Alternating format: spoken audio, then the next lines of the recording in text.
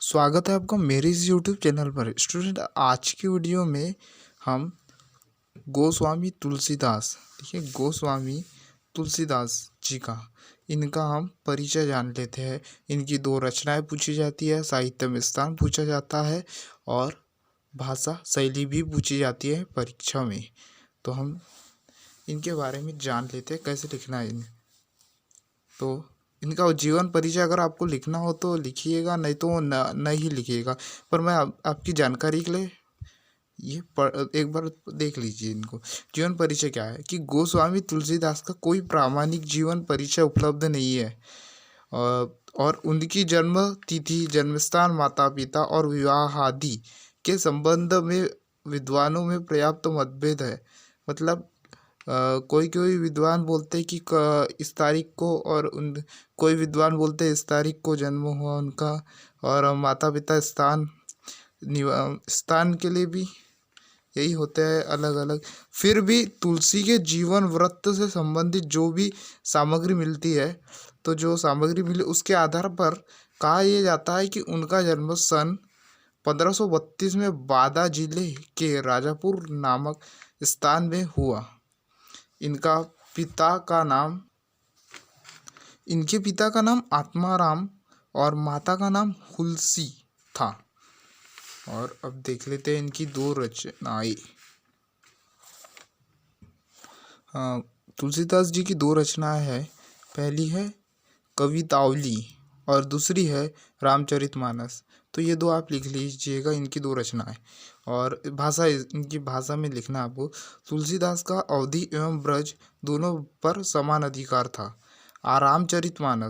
रामचरितमानस में अवधी भाषा का प्रयोग हुआ है। तो रामचरितमानस में महाकाव्य सरस अवधी में रचा गया है, अवधी भाषा में रचा गया है, जिसके अंतर्गत ब्रज भाषा कुछ और बुंदेलखंडी, राजस्थानी, भोजपुरी आदि के शब्द भी मिल जाते हैं। कुछ छंदों की रचना बीच बीच में संस्कृत में भी की गई है। कवितावली, गीतावली, कृष्ण गीतावली, विनय पत्रिका आदि ब्रज की रचनाएं हैं। इनकी भाषा में लोकोक्तियों और मुहावरों का भी प्रयोग हुआ है। भाषा की प्रांजलता ने काव्य में चार चांद लगा दिए। तो इस प्रकार से आप कुछ लिख सकते हैं। इनकी भाषा, इनके बारे में लिख देना कि संस्कृत भाषा, कवितावली, गीतावली, ये सब उनकी लोकोक्तियाँ है। मुहावरों का भी प्रयोग किया गया है, लोकोक्तियाँ भी है, इस प्रकार का आपको लिख देना है। अब इसकी शैली जान लेते हैं।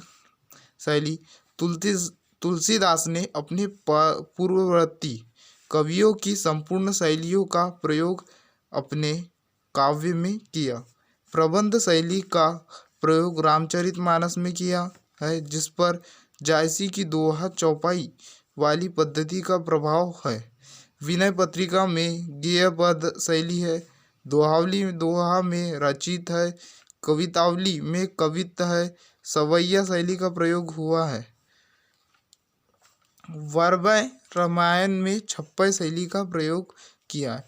तुलसी ने कथा, व्रतों आदि में वर्णनात्मक एवं उपदेशात्मक शैली का प्रयोग किया है।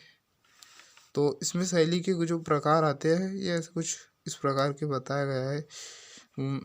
वह तुलसी ने कथा, व्रतों आदि में वर्णनात्मक एवं उपदेशात्मक शैली कथाओं में प्रयोग किया गया है। कथाओं में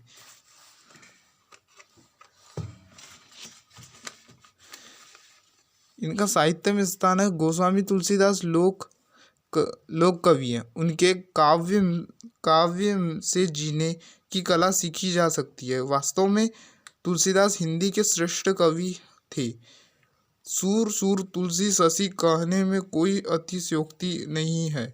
मानव जीवन का सर्वांगीण चित्रण तुलसीदास ही कर पाए हैं। तुलसी वास्तव में जननायक है। लोकनायक के हृदय में लोक मंगल की कामना थी।